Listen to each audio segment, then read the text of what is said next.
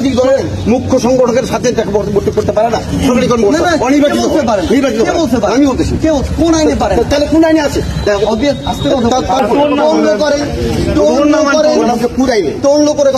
অনেকে সার্জিস আলমকে সৎ ও ভালো মনের মানুষ ভাবেন, কিন্তু বাস্তবতা ভিন্ন।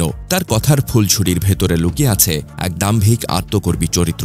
সার্জিস নিজের অবস্থানকে বড় করে দেখাতে ভালোবাসেন, নিজেকে এমনভাবে উপস্থাপন করেন যেন তিনি জনগণের ত্রাণকর্তা। কিন্তু সত্যি বলতে তার দল এনসিপির অন্যান্য নেতারা এতটা বিতর্কিত নন, কারণ তারা অহংকার দেখান না, তারা জনসেবার নামে শো অফ করেন না। অথচ সার্জিস সেই দলে ব্যতিক্রম। এনসিপির অনেক নেতাই জনসেবায় নিয়োজিত থাকলেও সার্জিসের নামে সমালোচনা বেশি হয়, কারণ তিনি নিজের দম্ভ, অহংকার আর বড়ত্ব জাহির করতে পছন্দ করেন। তার আচরণ দেখে মনে হয় তিনি নিজেকে সরকারি ক্ষমতার বাইরে থেকেও কোনো শক্তিমান ব্যক্তি ভাবেন।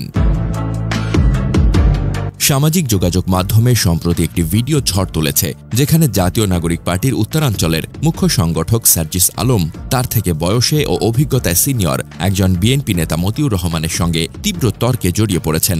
এই ঘটনার পেছনে রয়েছে সার্জিসের একটি বিতর্কিত পদক্ষেপ। আটোয়ারী উপজেলা নির্বাহী কর্মকর্তার সম্মেলন কক্ষে সরাসরি কর্মকর্তাদের সঙ্গে তার বৈঠক। এই বৈঠকের উদ্দেশ্য নিয়ে প্রশ্ন উঠতেই বিএনপি নেতা মতিউর রহমান সরাসরি সার্জিসের কাছে জানতে চান, আপনি কে এমন মিটিং করার? এটা করার কোনো অধিকার কি আপনার আছে? কিন্তু জবাবে সার্জিসের আচরণে উঠে আসে এক অদ্ভুত দৃঢ়তা ও আত্মবিশ্বাস, যা অনেকের কাছে অহংকার বলে মনে হয়েছে। তিনি বলেন, টোন নামিয়ে কথা বলেন, যা মতিউরের আইনসম্মত প্রশ্নের প্রতি একটি অপ্রত্যাশিত প্রতিক্রিয়া।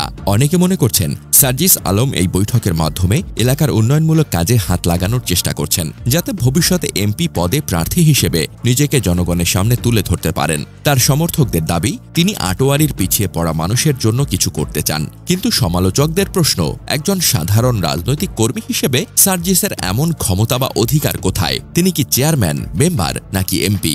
না, তিনি শুধুই এনসিপির একজন সংগঠক। তাহলে সরকারি কর্মকর্তাদের সঙ্গে এমন বৈঠকের আয়োজন কি অবৈধ প্রভাব খাটানোর চেষ্টা নয়? এটা কি জনগণের সামনে নিজেকে উন্নয়নের নায়ক হিসেবে দেখানোর একটি নাটক? ভাইরাল হওয়া 2 মিনিট 40 সেকেন্ডের ভিডিওতে সার্জিস আলমকে দেখা যায় মতিউর রহমানের মুখোমুখি দাঁড়িয়ে বলতে, আমার সুযোগ আছে আটোয়ারী মানুষের জন্য কিছু করার। তাদের কোন কোন জায়গায় প্রয়োজন এটা আমি তাদের কাছে জানতে চাই।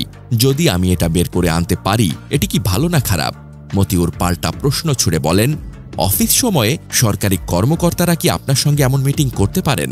কোন আইনে এটা সম্ভব? সার্জিস দাবি করেন এটা কোনো অফিসিয়াল মিটিং নয়, কিন্তু মতিউরের জবাব ছিল কঠিন। আমি কর্মকর্তাদের জিজ্ঞাসা করতে চাই, তারা কোন বিধানে একজন রাজনৈতিক সংগঠকের সঙ্গে এমন সভায় বসেছেন? মির্জা ফখরুল ইসলাম আলমগীর একটা দলের মহাসচিব হিসেবে যদি পারে, একটা দলের পদধারী হয়, তিনি এখন এমপিও না মন্ত্রীও না, উনি পারে কিনা?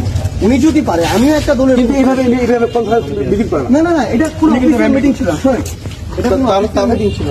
এটা আমি তাদের কাছে জানতে চাইছি। এটা কোনো অফিসিয়াল মিটিং, অফিসিয়াল মিটিং হলে একটা রেজুলেশন থাকে, ওটা ইউএনও আমি জানি তো। হ্যাঁ, এরকম কোনো কিছু ছিল না। আমি তাদের কাছে জানতে চাইছি আটোয়ারে কি কি দরকার, আপনার কি কি সমস্যা, আমি আমার জায়গা থেকে দেখবো যে আমি এটা বের করে আনতে পারি। ঠিক আছে, ঠিক আছে, অসুবিধা নেই। আমি কথা বলছি, আমাকে জিজ্ঞাসা করেন, আমি তাদেরকে বলতে পারি না আমাদের সমস্যা কোন বিধানে আসছেন তুমি? না, আপনি আমাকে বলেন, আপনি যদি এটা বলেন, আপনি কোন অথরিটি জিজ্ঞাসা আমি জিজ্ঞাসা করতে পারবো না? না, আমি নাগরিক হিসেবে জিজ্ঞাসা করছি। রাজনৈতিক দলের মুখ্য সংগঠকের সাথে বৈঠক করতে পারে না সরকারি কর্মকর্তা অনির্বাচিত আমি বলতেছি কোন আইনে পারে? তাহলে কোন আইনে আছে?